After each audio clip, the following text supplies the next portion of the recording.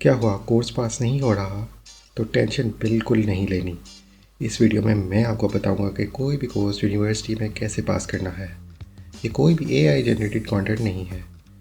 So everything is based on my personal experience कि मैंने अपनी यूनिवर्सिटी में कोर्सेज कैसे पास किए।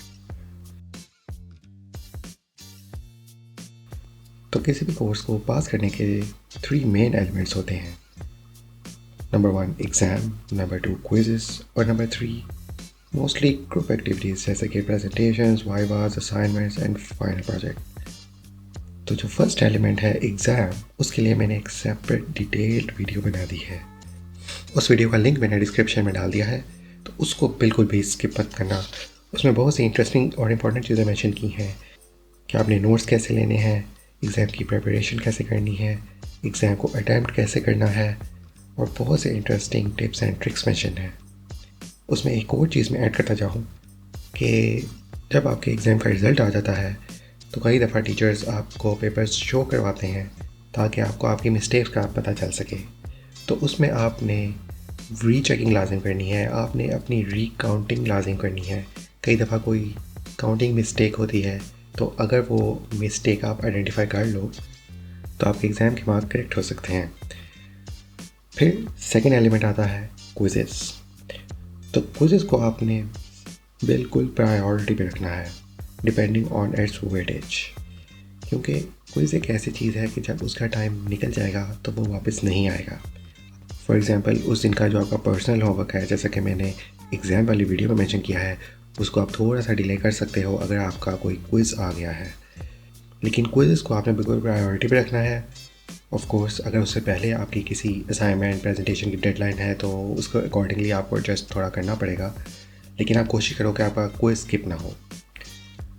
अगर तो आपने अपना पर्सनल होमवर्क प्रॉपर्ली किया हुआ है, आप अपना रेगुलरली अपना पर्सनल होमवर्क कर रहे हो, तो फिर तो आपको क्विज़ पास करने में कोई इशू नहीं होगा।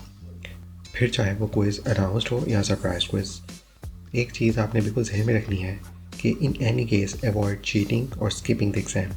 चीटिंग तो वैसे भी बहुत ही अनएथिकल है, तो उसके बारे में तो सोचना भी मत। और एग्ज़ाम और क्विज़ को स्किप तो बिल्कुल भी मत करना।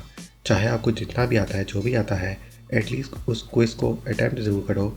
उससे आपके कोर्स पास करने के चांसेस और ज़्यादा हो जाते हैं। फिर क्विज़ पास करने के लिए आपने एक दिन पहले अपने वो रेलेवेंट नोट्स रिवाइज़ करने हैं और एटलीस्ट एक प्रॉब्लम आपने अपने खुद हाथ से दोबारा से सॉल्व करना है। फॉर एग्ज़ाम्पल आपका कोई मैथमेटिकल क्विज़ है और आपके पास नोट्स हैं। आपने उसकी प्रिपरेशन के लिए वो सारे नोट्स तो देख लिए, लेकिन आपने कोई भी प्रॉब्लम हाथ से सॉल्व नहीं किया। So that is not the right way. So I highly recommend कि आप एटलीस्ट एक प्रॉब्लम खुद अपने हाथ से दोबारा सॉल्व कर लो। इससे आपकी मसल मेमोरी भी इम्प्रूव होगी, ये आपको मेमोराइजेशन में भी हेल्प करेगा और क्विज़ के दौरान आपको कोई भी इशू नहीं होगा। अब नेक्स्ट चलते हैं हम थर्ड एलिमेंट की तरफ, जो है असाइनमेंट, प्रेजेंटेशंस, वाइवास एंड कुछ कोर्स का फाइनल प्रोजेक्ट भी होता है। तो ये सोलो एक्टिविटीज़ भी हो सकती हैं, लेकिन नॉर्मली ज़्यादातर ये ग्रुप एक्टिविटीज़ ही होती हैं। इनको करते हुए आपने एक बिगर पिक्चर ज़हन में रखनी है। You should have the idea of a bigger picture. So let's say आप एक ग्रुप में काम कर रहे हो, आप कोई फाइनल प्रोजेक्ट बना रहे हो, तो आपको एक पार्ट एलोकेट होगा। तो आपका अपना पार्ट तो बिल्कुल आपको क्रिस्टल क्लियर होना चाहिए कि आपकी प्रोजेक्ट में क्या कंट्रीब्यूशन है। उसके अलावा आप कोशिश करो कि इस तरह की जो भी ग्रुप एक्टिविटीज़ होती हैं उनको आप लीड करो, ताकि आप डिसीजंस ले सको, आप टास्क की डिस्ट्रीब्यूशन कर सको। ये चीज़ें आपको आपकी प्रैक्टिकल लाइफ में बहुत हेल्प करेंगी, क्योंकि जब आप अपनी प्रोफेशनल और प्रैक्टिकल लाइफ में जाओगे तो डेली बेसिस पे आपकी कुछ प्रेजेंटेशंस होंगी, आपके जो टास्क होंगे, आप ग्रुप एक्टिविटीज़ में काम कर रहे होंगे, आपने अपने टास्क को एक्सप्लेन भी करना होगा, आपने प्रोजेक्ट्स को लीड करना होगा। तो अगर ऑलरेडी आपने यूनिवर्सिटी लेवल पे ये सब चीज़ों का थोड़ा सा फ्लेवर ले लिया हुआ है तो आपको बहुत ज़्यादा आसानी होगी और ये आपकी प्रोफेशनल लाइफ में बहुत हेल्प करेगा। इसके साथ एक चीज़ आती है टाइम मैनेजमेंट। तो आप कोशिश करो कि आपकी जितनी भी असाइनमेंट्स, वाइवास और फाइनल प्रोजेक्ट इस तरह की ग्रुप एक्टिविटीज़ हैं, उनको उनकी ड्यू डेट से 1-2 दिन पहले कंप्लीट कर लो, ताकि बिल्कुल एंड टाइम पे आप चीज़ों को बस सर से उतारने के लिए खराब ना करो। हर चीज़ को प्रॉपर तरीके से करो। मैं वैसे प्रेजेंटेशंस पे एक सेपरेट वीडियो भी बना दूंगा, जिसमें आपको डिफरेंट टिप्स एंड ट्रिक्स बता दूंगा कि आपको कोई भी प्रेजेंटेशन प्रिपेयर और डिलीवर कैसे करनी है। सो बेसिकली ये एक ट्रेड ऑफ है बिटवीन टाइम एंड क्वालिटी। आपने किसी भी प्रेजेंटेशन, वाइवा, फाइनल प्रोजेक्ट या असाइनमेंट पे कितना टाइम स्पेंड करना है, ये उसकी वेटेज पे डिपेंड करता है। ना तो बहुत ज़्यादा टाइम स्पेंड करो कि आपके बाकी के एलिमेंट सफ़र हों, और ना ही इतना कम टाइम स्पेंड करो कि उनकी क्वालिटी कॉम्प्रोमाइज़ हो जाए। और इन सब में एक सबसे अहम चीज़ है, वो है confidence. Confidence is the key. You should know how to sell your product.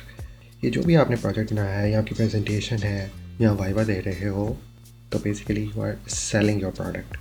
तो उसमें नज़र आना चाहिए कि आपने कितनी एफर्ट पुट की है।